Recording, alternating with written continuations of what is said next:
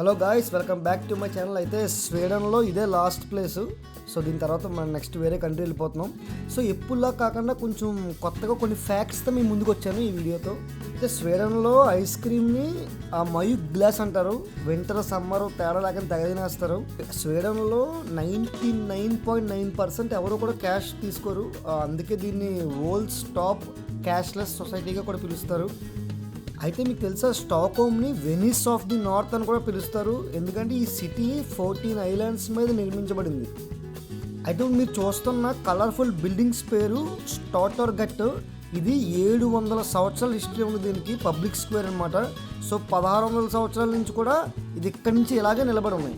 అయితే world's famous Nobel museum కూడా ఇక్కడే ఉంది ఈ స్క్వేర్ పక్కనే. తెలుసా, స్వీడన్లో 1,00,000 లేక్స్ ఉన్నాయి. అయితే స్వీడన్లో ఫారెస్ట్ ఏరియా ఎంతో తెలుసా మీకు? డెన్మార్క్ కంట్రీ టోటల్ సైజ్ కన్నా ఎక్కువ, అంత పెద్ద ఫారెస్ట్ ఏరియా ఉంది. స్వీడన్లో కొన్ని ప్లేసెస్లో సమ్మర్లో అసలు సూర్యుడు అస్తమించడు. వింటర్లో అయితే కొన్ని రోజులు సూర్యుడే కనిపించడు. తెలుసా మీకు? ప్రపంచవ్యాప్తంగా నోబెల్ ప్రైజ్ విన్న వాళ్ళందరికీ కూడా సెరమనీ ఇక్కడే చేస్తారు. అలాగే బ్లూటూత్ అనే పేరు కూడా స్వీడన్ నుంచి వచ్చింది.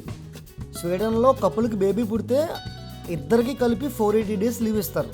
ఇన్ని ఫ్యాక్ట్స్లో మీకు ఏ ఫ్యాక్ట్ బాగా నచ్చిందో కామెంట్ చేయండి. అలాగే వీడియో నచ్చితే ఇంకా లైక్ చేయండి. ఇంకా సబ్స్క్రైబ్ చేసుకోకపోతే అర్జెంట్గా సబ్స్క్రైబ్ చేయండి. Thank you for support. జై